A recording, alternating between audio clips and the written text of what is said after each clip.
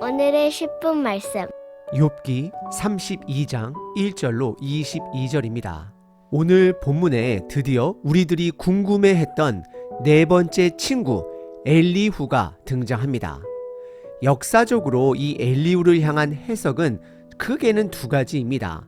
첫 번째 긍정적인 해석은 하나님이 보내신 중재자로 해석하기도 합니다. 그리고 두 번째는 부정적인 의미로 세 친구들과 동일한 자로 해석하고 있습니다. 결론부터 말씀을 드리자면 엘리후의 말 그 자체는 대부분이 맞는 말입니다. 하지만 문제는 그는 하나님이 아닙니다. 하나님만이 답하셔야 합니다. 그리고 하나님은 그와는 다른 방법으로 답하십니다. 오늘 본문에 들어가기에 앞서 욥기서의 큰 주제를 다시 한번 기억하고 시작해야 합니다. 큰 주제는 의인의 고난입니다. 의인의 고난을 누가 답할 수 있는가입니다. 그 답은 오직 하나님 한 분만이 하실 수 있는 것입니다. 하나님은 욥의 세 친구들처럼 정죄함으로만 답하지 않으십니다. 엘리후처럼 분노로 답하지 않으십니다. 하나님은 말로 답하지 않으시고 보내주셨습니다. 예수님을 우리들 가운데 보내주심으로 의인의 고난을 답하셨습니다. 예수님은 인간의 모습으로 오셔서 말이 아닌 삶으로 우리들에게, 제자들에게 보여주셨습니다. 이것은 우리들에게 매우 중요한 것입니다.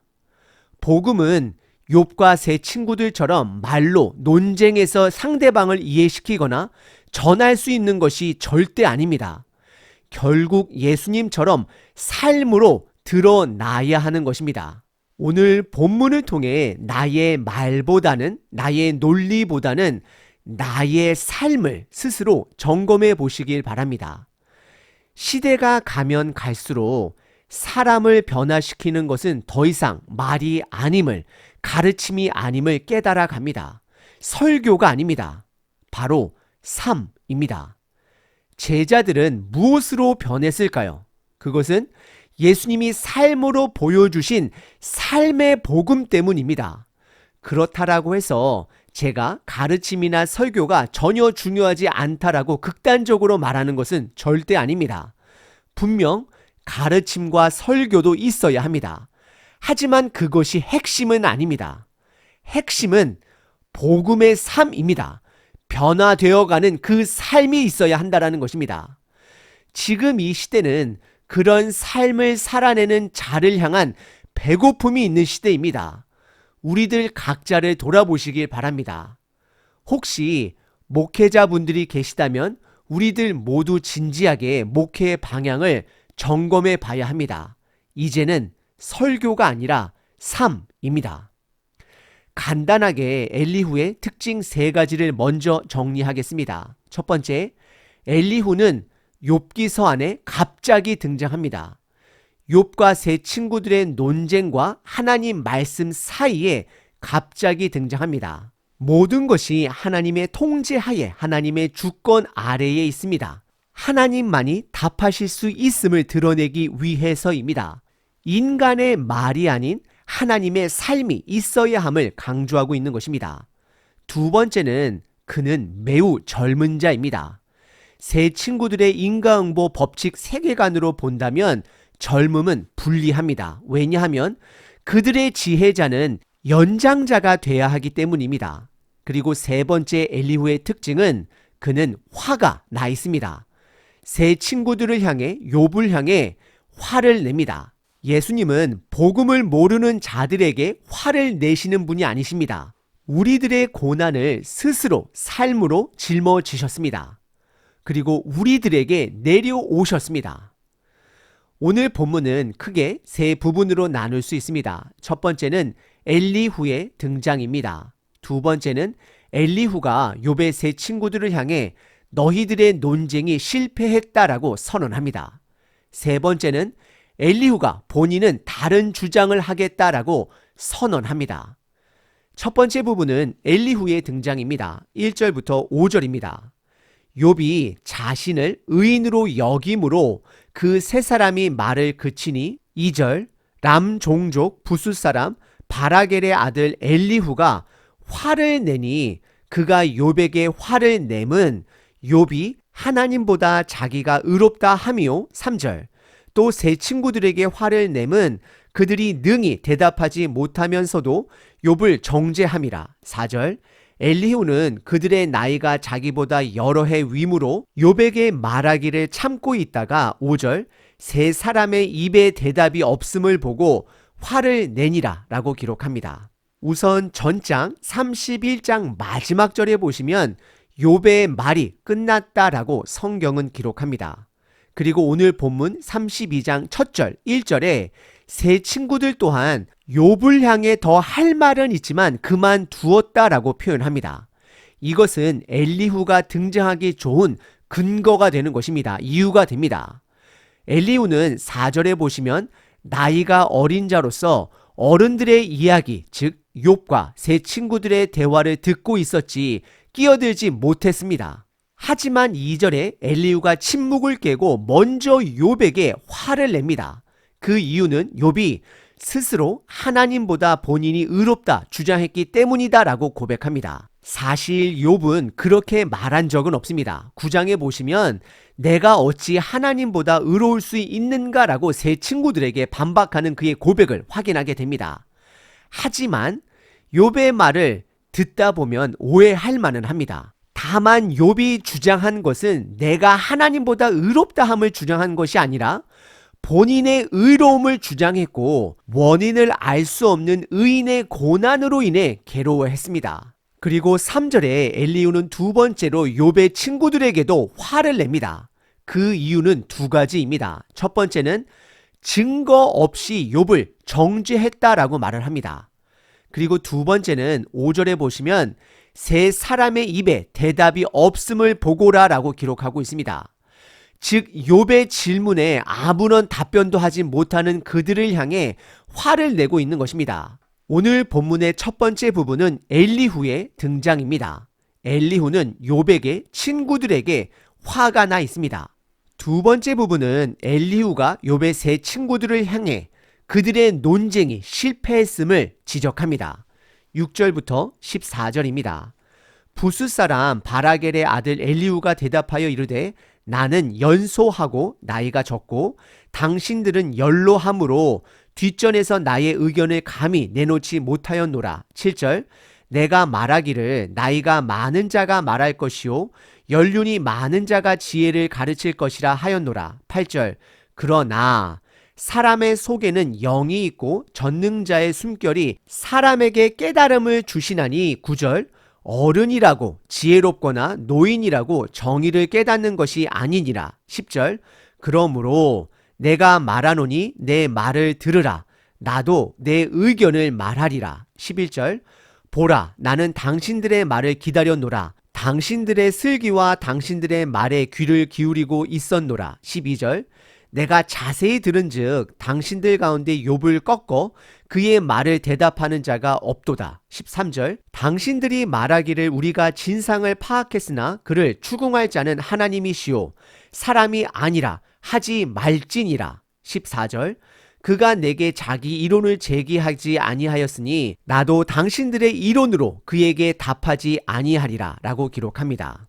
우선 문법적인 측면을 짚고 넘어가면 엘리후는 욥의 세 친구들을 향해 2인칭 복수 당신들이라 라고 말하고 있고 욥을 향해서는 2인칭 단수 그라는 인칭을 사용하고 있습니다. 그래서 두 번째 부분은 세 친구들에게만 그가 말을 전달하고 있음이 명확해집니다.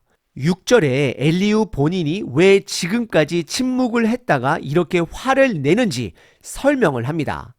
세 친구들은 나이가 많은 연장자가 되고 본인은 어린 자로서 본인의 의견을 감히 내지 못했다라고 고백합니다. 그리고 7절에 엘리후는 인과응보 지혜가 온전하지 못함을 선언합니다. 인과응보 지혜에 따르면 나이가 많은 자, 연륜이 있는 자가 지혜를 가르칠 것으로 이야기하지만 8절에 그러나로 시작을 하며 지혜는 육신의 나이와는 상관이 없이 내적 영의 하나님의 숨결이 즉 하나님의 지혜가 깨달음을 준다라고 고백하고 있습니다. 그리고 다시 한번 9절에 본인의 말을 논리적으로 정리 요약합니다. 어른이라고 지혜롭거나 노인이라고 정의를 깨닫는 것이 아니다라고 말합니다. 그래서 10절에 그러므로라고 시작을 하며 내가 나의 지혜를 말하겠다라고 선언을 합니다. 그래서 나의 말을 들으라 라고 세 친구들을 향하여 선언을 합니다. 엘리후는 조목조목 논리적으로 자신에게 발언할 자격이 있음을 주장합니다. 그리고 11절에 엘리후는 먼저 그 세 친구들의 논쟁에 귀를 기울였고 다 들었다라고 고백합니다. 하지만 세 친구들 중 어느 한 사람도 욥의 말에 논쟁에 대답하는 자가 없다라고 말을 합니다. 욥이 계속해서 주장했던 논쟁은 의인의 고난입니다. 욥이 말하기를 주변의 사람들을 보게 되면 어떤 악인들은 잘 살고 그들의 자식들조차도 번성한다라고 말하고 있는데 그것을 인과응보 법칙으로 설명할 수 없다. 답해보라라고 했지만 세 친구들은 욥의 말을 답하지도 않고 초지일관 욥을 정죄하기만 하였다라고 엘리후가 고발하고 있는 것입니다. 그리고 13절은 이해가 잘 안 될 수도 있습니다. 풀어서 말씀을 드리면 엘리후가 세 친구들을 향해 너희들이 말하기를 욥을 정죄할 분은 오직 하나님 한 분이다라고 말을 하는데 그런 말을 하지 말라라고 말합니다. 왜 그러냐면 엘리후 본인이 새로운 논리로 욥을 정죄할 것이기 때문입니다. 그래서 14절에 세 친구들의 지혜는 실패한 지혜가 되므로 나는 너희들과 동일한 지혜로 욥에게 답하지 않겠다라고 고백을 합니다. 두 번째 본문에서 엘리후가 말한 그의 입장을 두 가지로 정리할 수 있습니다. 첫 번째는 엘리후는 욥의 세 친구들과는 다른 지혜를 가지고 있음을 강조합니다. 두 번째는 욥을 공격하는 입장은 세 친구들과 연속석상에 있음을 드러냅니다. 오늘 본문의 두 번째 부분은 엘리후가 욥의 세 친구를 향해 그들의 지혜는 실패한 지혜가 됨을 선언합니다. 세 번째 부분은 엘리후가 본인은 다른 주장, 다른 지혜를 말하겠다라고 선언합니다. 15절부터 22절입니다. 그들이 놀라서 다시 대답하지 못하니 할 말이 없음이었더라. 16절 당신들이 말없이 가만히 서서 다시 대답하지 아니한즉 내가 어찌 더 기다리랴. 17절 나는 내 본분대로 대답하고 나도 내 의견을 보이리라. 18절 내 속에는 말이 가득하니 내 영이 나를 압박함이니라. 19절 보라 내 배는 봉한 포도주 통 같고 터지게 된 새 가죽 부대 같구나. 20절 내가 말을 하여야 시원할 것이라 내 입을 열어 대답하리라. 21절 나는 결코 사람의 낯을 보지 아니하며 사람에게 영광을 돌리지 아니하리니. 22절 이는 아첨할 줄을 알지 못함이라. 만일 그리하면 나를 지으신 이가 속히 나를 데려가시리로다 라고 고백합니다. 다시 한번 문법적인 측면을 짚고 넘어갑니다. 15절부터는 세 친구들을 2인칭 복수로 사용하지 않고 3인칭 복수, 더 멀리 있는 자들처럼 표현합니다. 이것은 엘리후가 그가 말하고자 하는 지혜에 집중하여 독백과 같이 선언하고 있음을 말하고 있는 것입니다. 우선 15절에 세 친구들은 엘리후의 논리적 주장에 놀라워하며 아무 말도 하지 못했음을 성경은 드러냅니다. 그리고 16절에 엘리후는 세 친구들이 계속해서 본인의 논리적인 말 앞에 아무 말도 하지 못하니 내가 더 이상 너희들을 기다릴 수 없다 말합니다. 그리고 17절에 엘리후는 본인이 아는 특별한 지혜를 말하겠다라고 선언합니다. 18절에 본인 안에는 하나님이 주시는 그분의 숨결로 하고 싶은 말이 가득하다라고 말하고 있는 것입니다. 엘리후는 본인의 말이 하나님으로부터 온 하나님의 말이 됨을 조금씩 드러냅니다. 그래서 19절에 비유로 부풀어 오르는 포도주를 담고 있는 새 가죽 부대로 표현하고 있습니다. 그래서 그 가죽 부대가 터지기 일보 직전이다라고 말하고 있는 것입니다. 그래서 20절에 다시 한번 반복하며 내가 말하지 아니할 수가 없다. 말을 반드시 해야겠다라고 고백합니다. 그리고 21절에 본인은 욥의 편도 아니요 세 친구들의 편도 아님을, 사람의 눈치를 보는 자가 아님을 말하고 있습니다. 그래서 22절에 보시면 본인은 사람에게 아첨할 줄 모르는 자다. 내가 만약 사람으로 인해 이 말을 한다라면 하나님이 나를 심판하실 것이다 라고 선언하고 있습니다. 엘리후는 본인에게 하나님이 주신 특별한 지혜가 있다라고 말을 하며 저와 여러분들에게도, 제 친구들에게도 그 특별한 지혜를 기대하게 합니다. 엘리후는 매우 논리적인 사람입니다. 그래서 본인을 말할 수 있는 자격이 있는 자가 되고 명분까지 있음을 드러냅니다. 오늘 본문의 세 번째 부분은 엘리후 본인은 세 친구들과 다른 지혜를 말하겠다라고 선언을 합니다. 과연 엘리후는 어떤 다른 지혜를 말하고 있는 것일까요? 결론부터 미리 말씀을 드리자면, 첫 번째, 엘리후는 하나님의 의로움을 변호하는 자, 옹호하는 자다라고 스스로 그 입장을 취하고 있습니다. 두 번째, 엘리후가 말하고자 하는 그의 지혜는 욥의 고난이 그의 죄로 인해 온 것이 아니라 그를 더 성장시키기 위한 것이다. 하나님 안에 있는 계획이다라고 말하고 있습니다. 그리고 욥이 스스로를 의롭다라고 말을 하는데 그를 더욱더 겸손하게 만들기 위한 하나님의 고난이다라고 말하고 있습니다. 엘리후의 말은 정말로 논리 정연하고 설득력이 있습니다. 하지만 그 또한 욥기서 1장 천상회의, 하나님이 욥을 의롭다라고 인정한 사실을 인지하지 못하고 있습니다. 엘리후의 고백은 반쪽짜리입니다. 그는 말만 한다라는 것이 문제입니다. 엘리후가 욥의 고백을 오해한 부분도 있습니다. 욥은 한 번도 본인이 하나님보다 더 의롭다라고 말한 적은 없습니다. 다만 스스로의 의로움을 주장한 것이고 엘리후는 하나님의 의로움을 변호한 것입니다. 그래서 엘리후는 본인이 말하고자 하는 그 지혜를 하나님이 나에게 주신 특별한 지혜로 선지자로서 본인을 세 친구들에게 드러내고 있는 것입니다. 이것으로 인해 많은 학자들이, 목사님들이 엘리후의 고백을 하나님이 보내주신 중재자로 보기도 합니다. 하지만 중요한 것은 엘리후에게는 말만 있다라는 것입니다. 삶이 빠져 있다라는 것입니다. 엘리후는 욥의 고난을 경험하지 못했습니다. 엘리후의 태도는 세 친구들과 다를 것이 없습니다. 왜냐하면 의인을 향한 고통을, 고난을 본인의 지혜로 억지로 해석하려 했기 때문입니다. 하나님의 지혜를 인간의 언어로 다 담을 수 없습니다. 하나님은 인간의 언어 끝부분 너머에 계시는 분이십니다. 그래서 인간이, 사람이 하나님을 또는 그분의 지혜를 언어로 온전히 담아냈다라고 고백을 한다면 그것은 하나님도, 하나님의 지혜도 아니게 된 것입니다. 때론 우리들이 성경 공부를 하면서 나의 깨달음 앞에, 논쟁 앞에 큰 자부심을 가질 수도 있습니다. 때로는 목회자들이, 성경 교사들이 그럴 수도 있습니다. 하지만 의인의 고난은 하나님만이 답하실 수 있는 것입니다. 하나님은 말로 답하지 않으십니다. 그 답을 보내주셨습니다. 길이요, 진리요, 생명 되신 예수님으로 답하십니다. 삶으로 답하십니다. 예수님은 본인의 의로움을 욥과 같이 주장하거나 증명하려 하지 않았습니다.